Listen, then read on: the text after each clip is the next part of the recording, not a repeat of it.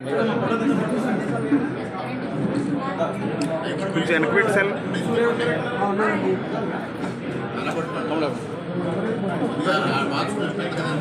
కిందకి దించండి, కొద్దిగా కిందకి దించండి.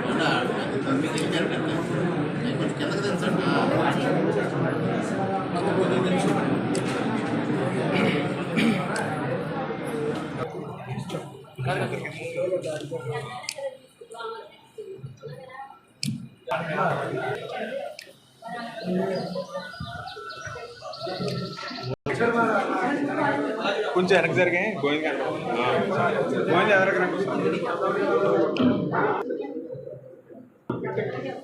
సరే ఇలా చూడండి అమ్మాయి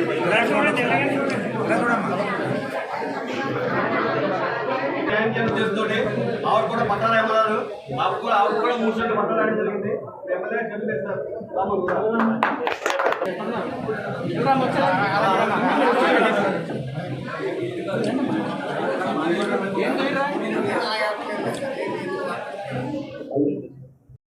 ప్రత్యేకంగా ఎమ్మెల్యే గారు ఆవిడ వికలాంగరాజు ఉద్యోగంతో ఈవిడ ఎంతో బాగుతున్నప్పటికీ ఏం చెప్పారంటే ప్రత్యేకంగా ఆవిడ కూడా పట్టారాయ ఉద్యోగంతో ఆవిడ కూడా పట్టా రాయించారు. పూర్తిగా యాక్చువల్గా అయితే అధికారుల వరకు పట్టారాయ ఇష్టం పూర్తిగా ఎమ్మెల్యే పట్టుబట్టి ఇక్కడ రాయాలి అని మళ్ళీ ప్రత్యేకంగా రద్దు చెప్పారు కాబట్టి ఇప్పుడు పట్టా రాయడం జరిగింది. ఈ క్రెడిట్ కోసం ఎమ్మెల్యే గారు మళ్ళీ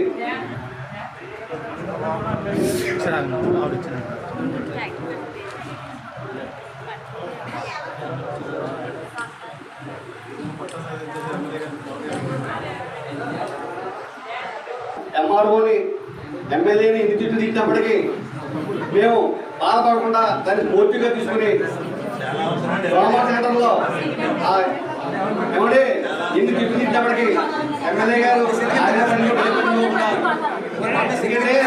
ఒకటి కూడా రాయడం జరిగింది. వీళ్ళు ఎటువంటి వ్యవసాయాలు ఎందుకు తెలియజేసుకుంటారు. అమ్మా తప్పుకోవాలి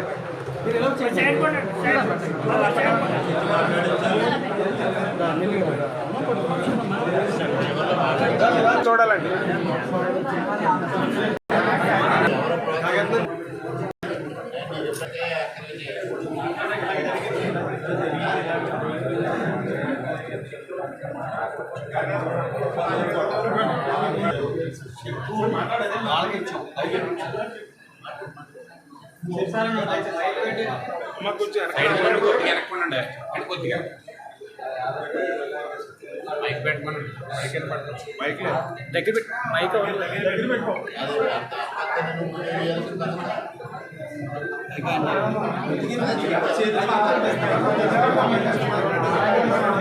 మైక్ ఆన్ చేయండి. మైక్ మైక్ మైక్ మైక్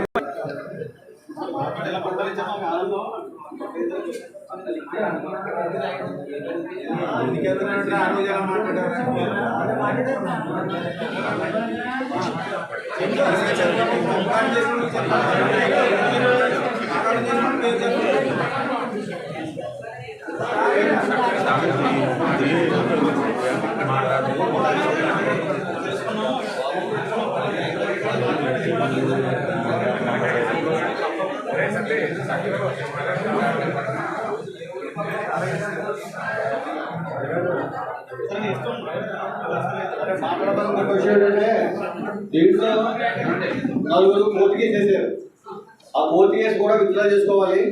ఎందుకంటే దాని ముందు ఎవరికి న్యాయం చేయాలా సరే ఆ కోర్టు కేసు విత్డ్రా చేసుకోవాలి. కాబట్టి ఎవరైతే వాళ్ళ పేరు చెప్తారో మన నలుగురు సంతకాలు పెట్టాలి. ఒకసారి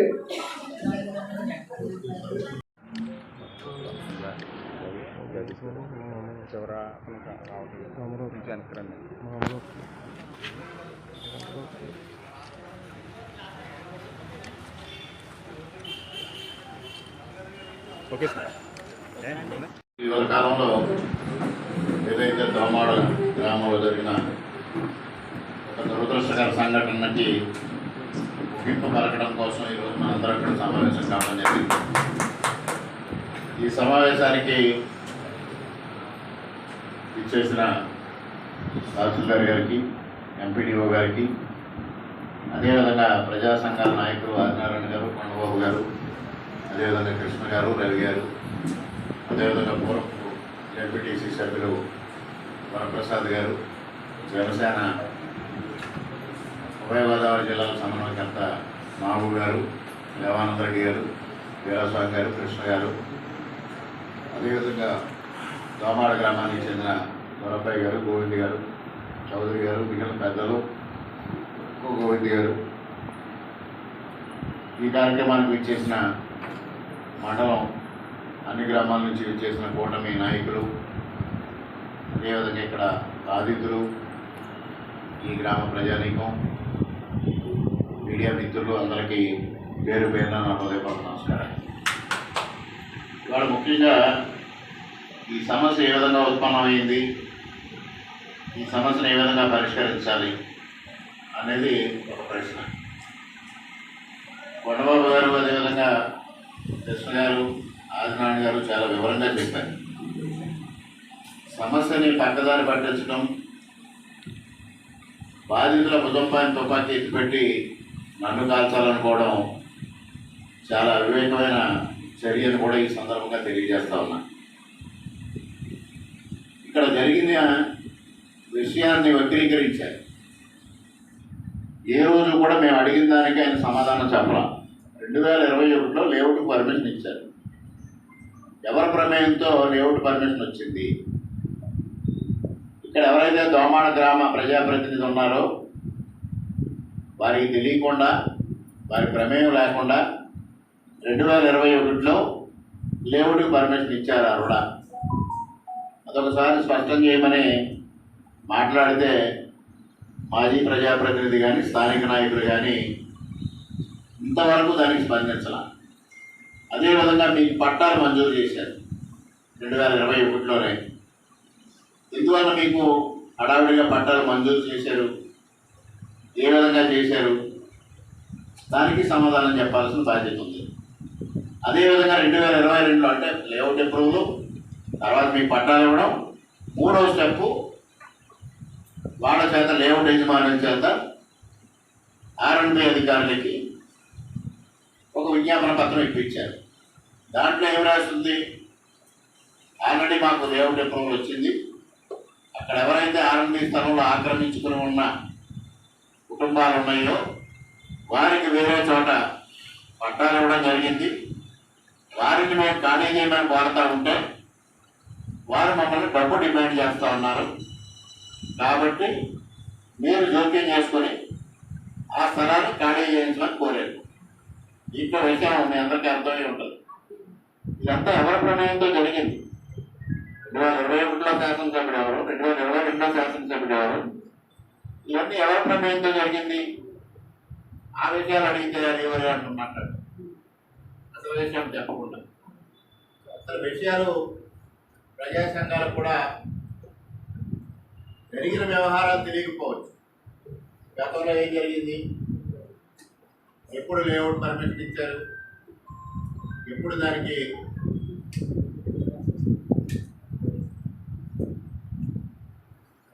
ఎప్పుడు బాధితులకి పట్టాలు ఇచ్చారు అనే విషయం పైన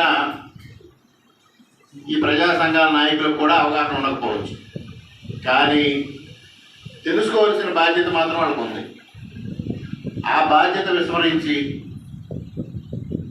విషయాన్ని పక్కదారి పట్టించడంలో ఒక విధంగా వారు కూడా తమ వంతు పాత్ర వారు పోషించారు. కానీ ఎవరైతే మాజీ ప్రజాప్రతినిధులు ఉన్నారో వారు చేస్తున్న కార్యక్రమం చూసిన తర్వాత వీళ్ళకి వాస్తవం అర్థమైంది. ఇది ఉద్యమాన్ని పక్కదారి పట్టిస్తూ ఉన్నారు.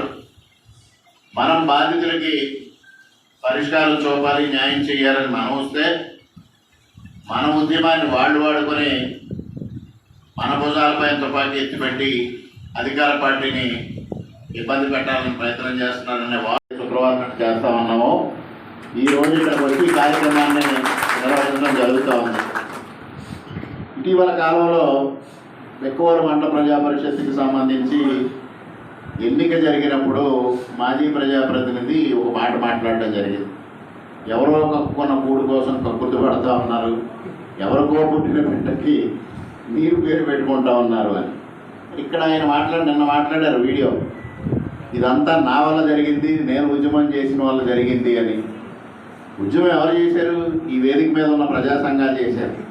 అంటే వీళ్ళకి పుట్టిన బిడ్డకి ఆయన పేరు పెట్టుకుంటున్నాడా, వీళ్ళు ఎక్కడి కూడి కోసం ఆయన కక్కుర్తి పెడుతున్నాడా, ఇవాళ సమాధానం చెప్పాలని అడుగుతా ఉన్నా.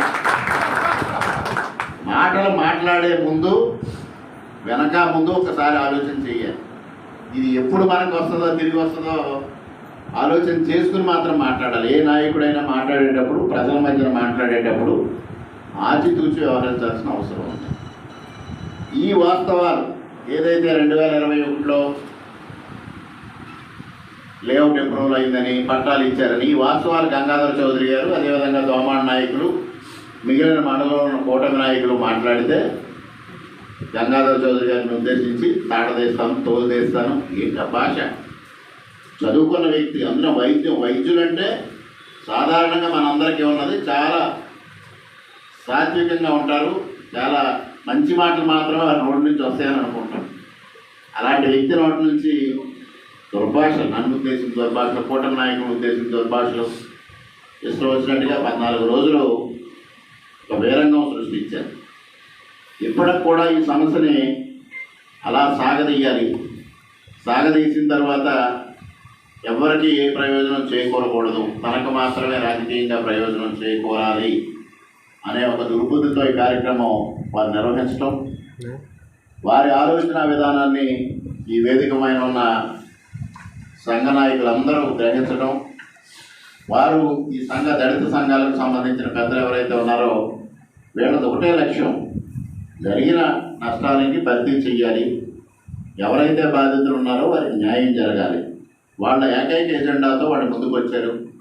అందువల్లనే వారు ఆ 14 రోజుల్లో నన్ను ఉద్దేశించి కొన్ని అనరాని మాటలు అన్నా, వారు చేసిన పొరపాటుని వారు తెలుసుకొని నా దగ్గరికి వచ్చి మరి క్షమించమని కోరడం జరిగింది. దానికి నేను ఒకటే చెప్పా, ఈ నియోజకవర్గంలో 2,30,000 మంది ఓటర్లు ఉన్నారు. నేను 20,000 ఓట్ల మెజారిటీతో గెలిచాను. అంటే మిగిలిన వాళ్ళు నాకు ఓట్లు వేయలేదు కదా. అయినప్పటికీ నేను ఇవాళ నియోజకవర్గానికి ప్రజాప్రతినిధి. ఒక పార్టీకో కొంతమంది నాయకులకో ప్రజాప్రతినిధి కాదు, కొంతమంది ప్రజలకు మాత్రం ప్రజాప్రతినిధి కాదు.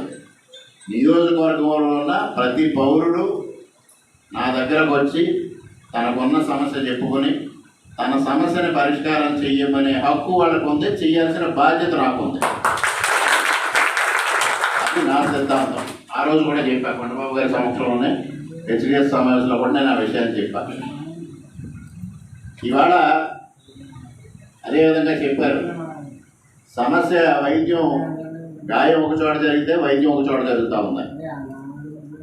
అటువంటి పరిస్థితుల్లో సరైన రీతిలో వీళ్ళకి న్యాయం చేయాలి అనే ఉద్దేశాన్ని ఈ నాయకులందరూ ఎప్పుడైతే చెప్పిన వెంటనే నేను కలెక్టర్ గారితో అదేవిధంగా మిగిలిన అధికారులతో మాట్లాడాం. ఇవాళ యాక్చువల్గా ఈ సమావేశం కాకినాడలోనే పెట్టుకుని కలెక్టర్ గారు నేను ఉండి ఇవ్వాలి. కానీ పవన్ కళ్యాణ్ గారు ఇవాళ ఒక సమావేశం పెట్టడం, ఆ సమావేశానికి కలెక్టర్ గారు వెళ్ళడం, కలెక్టర్ గారి కోసం ఒకరోజు వాయిదా వేస్తే శుక్రవారం ఇస్తా అన్నారు, ఇవ్వలేదనే ఒక అనుమానాలు మళ్ళీ మీలో వచ్చి ఒక ఆవేదనకు గురవడమో అసహనానికి గురవడమో జరుగుతుంది. కాబట్టి ఎట్టి పరిస్థితుల్లోని శుక్రవారం ఈ కార్యక్రమం జరపాలనే ఉద్దేశించి వాడు ఇక్కడే కార్యక్రమాన్ని జరపడం జరిగిందనేది వాడు సూర్యకుమారి గారు చెప్పారు, 30 లక్షలు నాకు ఇచ్చారు అని. నిరూపించాల్సిన బాధ్యత ఆయన పైన ఉంది. ఇటీవల కాలంలో ఎన్నికల సమయంలో పురంధరేశ్వరి గారు నాకు ఎన్నికల ఫండ్ కింద 5 కోట్లు ఇస్తే దాన్ని తప్పుదారి పట్టించానని ఒక చోట నాయకుడు విమర్శించాడు ఈ సమక్షంలో. ఆయన దానికి ఇటీవల కాలంలో నేను సంజయ్ అడుగుతున్నా, మరి 5 కోట్లు మరి నాకు చెందాలి కదా, లేదు నాకైనా చెందాలి లేదా పురంధరేశ్వరి గారికి చెందాలి. డబ్బులు ఏం చేసి ఉంటే ఆ డబ్బు పురంధరేశ్వరి గారికి వెళ్ళాలి. లేకపోతే పురంధరేశ్వరి గారు ఇచ్చిన డబ్బు నాకు తెలియకుండా పాపం ఆ నాయకుడికి ఎక్కడో దారి పెట్టిందో తెలిస్తే నాకు అప్పగించాలి, ఎవరో ఒకళ్ళం బెనిఫిట్ పొందాలి అని అడుగుతూ ఉంటే పాపం ఇటీవల కాలంలో ఆయన ఎస్పీ గారిని కలిసి వీళ్ళని కలిసి నన్ను ఇబ్బందులు పెడుతున్నారు, నాకు ప్రాణహాని ఉంది, నాకు రక్షణ కల్పించండి, గన్మ్యాన్ ఇవ్వండి అని అడిగారు. గన్మ్యాన్లు ప్రభుత్వం ఒక్కర్లే, పూర్వం తుపాకీలు వేసుకుని పెట్రోల్ తోటలు తిరిగేవారు. అందులో పెట్రోల్ తోటలు తీసుకొచ్చి పెట్టుకోవచ్చు. ఆయన చివరికి కూటమి ప్రభుత్వం రాగానే ఆయన మా గ్రామంలో ఉన్న కూటమి నాయకుల దగ్గరికి వచ్చి, నేను కొన్ని పొరపాట్లు చేశాను గత 5 సంవత్సరాలుగా, నేను రాజీనామా చేసేస్తాను, ఎమ్మెల్యే గారు ఏం చెప్తే చేస్తాను, నేను రాజీనామా చేసేస్తాను, మీరు ఎవరినైనా పెట్టుకోండి ఉప సర్పంచ్ కానీ ప్రాధేయపడితే మా నాయకులు వచ్చి నా దగ్గర చెప్పారు అటువంటి కార్యక్రమాలు చేయొద్దు, అతను రాజీనామా చేయమని మనం ఎవరిని చెప్పొద్దు, అతనికి ప్రజలు ఇచ్చిన పదవి జరగనివ్వండి, మీరెవరు వద్దు. తర్వాత మరలా యథాప్రకారంగా కుక్కతోక వంకర అన్నట్టు అక్కడ యువతను ఉద్దేశించి ఏదో ఆయన తప్పుగా మాట్లాడితే వీళ్ళు తిరుగుబాటు చేసే పరిస్థితి రావడం, దానికి మరలా భయపడిపోయి మా ఊరిలో ఉన్న పెద్ద ఆయన దగ్గరికి వెళ్ళి వేడుకోవడం. ఆయన విషయం చెప్తామని మా ఇంటికి వచ్చేటప్పటికే నాకు విషయం తెలిసి యువతను పిలిచి ఇటువంటి దుందుడు కార్యక్రమాలు చేయొద్దని నేను వారిని సున్నితంగా మందలిస్తా ఉన్న సమయంలో పెద్ద ఆయన మా ఇంటికి రావడం జరిగింది. వెంటనే ఆయన ఈ 6,000 నిన్నదాకా 6,000 ఇప్పుడు 1,000 తెగిపోయింది అనుకోండి, ఈ 6,000కి ఫోన్ చేసి నువ్వు తప్పుగా ప్రవర్తిస్తున్నావు కానీ ఎమ్మెల్యే గారు ఇప్పుడు వాళ్ళనే మందలిస్తా ఉన్నాను ఇంకా నేను రాకుండానే అని చెప్తే నేను ఎటువంటి పొరపాట్లు చేయను ఇక్కడ నుంచి అని మళ్ళీ ఆ రోజు ఒక ఇన్సూరెన్స్ ఇచ్చాను. ఇటీవల కాలంలో కొద్దిగా మరలా సాధారణ పరిస్థితులు నెలకొన్నాయనే ధైర్యంతో కొద్దిగా ఇష్టం వచ్చినట్టుగా మాట్లాడటం, ఈ స్క్రిప్టులు రాయడంలో ఒక ప్రధాన పాత్రధారిగా ఉండడం, ఇవన్నీ జరిగిన తర్వాత ఒక చెంపదెబ్బ తగిలింది. నేను ఫస్ట్ సమావేశంలో చెప్పా, రాజ్యాంగబద్ధంగా చట్టబద్ధంగా మాత్రమే వీళ్ళందరినీ శిక్షించడం జరుగుతుంది. ఇవాళ 6,000 పోయింది. గ్రామంలో 14 మంది వార్డు మెంబర్లు ఉంటే ఒక వార్డు మెంబరు ఈయన మీద అసంతృప్తితో రాజీనామా చేశారు. ఇంకా 13లో పోటీపడి మరీ సంతకాలు పెట్టారు అవిశ్వాస తీర్మానం.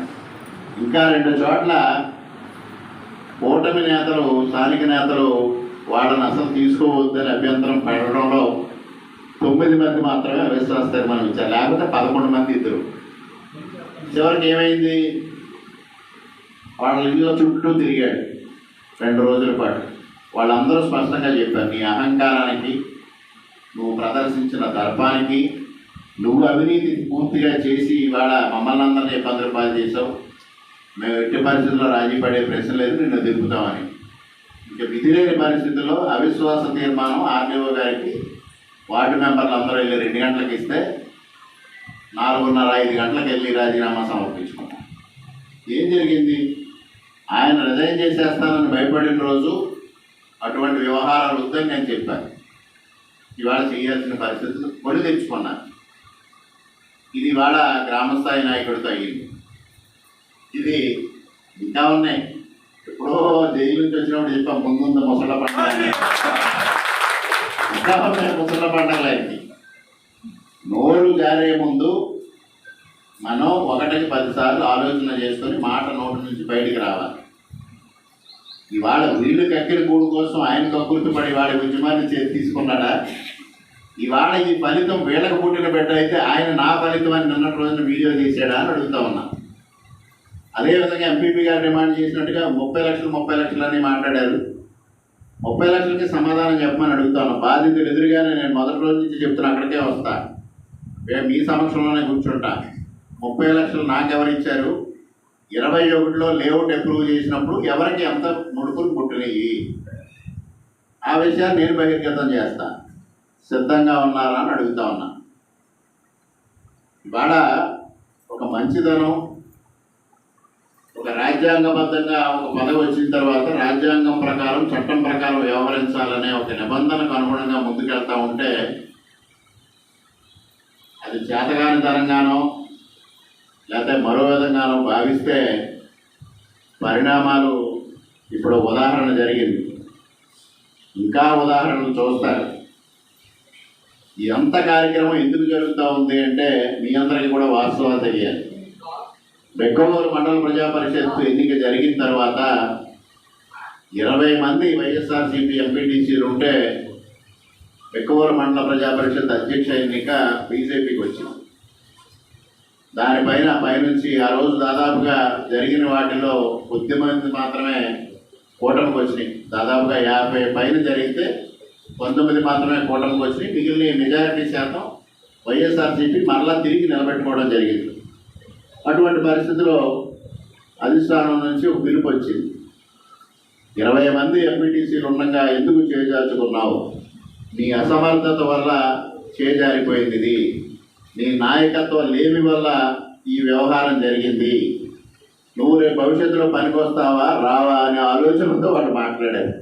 దానికోసం ఏదో ఒక ఆయుధం కావాలి, ఏదో ఒక ఆయుధాన్ని తీసుకొని విపరీతంగా రెచ్చిపోయిన ఏమయ్యారు వల్లభనేని వంశీ, కొడాలి నాని నోటి మాటల ద్వారా ఇవాళ ఏ పరిస్థితులు ఎదుర్కొంటా ఉన్నా. అయినప్పటికీ మనకు జ్ఞానోదయం లేదు. అదే పంతా ఎంచుకున్నారు. వాడే భాష కానీ హావభావాలు కానీ. ఇక్కడ బాధితులు ఉన్నారు. ఈ బాధితులకి మానవత్వంతో సహాయం చేయాలి. మానవత్వంతో వారిని సాకాలనే ఆలోచన వదిలి వారిని ఆయుధంగా చేసుకొని కూటమిని సాధించాలని ప్రయత్నం చేస్తే అది ఎప్పటికీ కాదు. ఏ నాయకుడైనా చిత్తశుద్ధితో ప్రజలకు సత్వర న్యాయం అందించడం కోసం కృషి చేస్తే అది తప్పనిసరిగా ఫలితమిస్తుంది. దానికి ఇవాళ దోమాడ సంఘటన ఉదాహరణ. మీరెవ్వరూ ఆందోళన చెందాల్సిన అవసరం లేదు. మీ అందరికీ రకరకాల అనుమానాలు రేకెత్తిస్తున్నారు. మొన్న శుక్రవారం నాడు పట్టాలు ఇస్తారా, ఊరినే చెప్పి వెళ్తామన్నారని అనుమానం రేకెత్తించారు. అది వ్యక్తం చేశారు. మళ్ళీ ఈ 2 రోజుల్లో ఇస్తారు, స్థలాలు చూపించరు అని. అది ఎవరు చేశారు? గత 5 సంవత్సరాల్లో జగనన్న కాలనీలు అనే పేరు చెప్పో ల్యాండ్ ఎక్వైర్ చేసి ఆ ల్యాండ్లో ఎక్కడ నివేశన స్థలాలకి సరైన పట్టాలు ఇచ్చి వాటికి చూపించకుండా, స్థలాలు కేటాయించకుండా అనేక కార్యక్రమాలు చేశారు.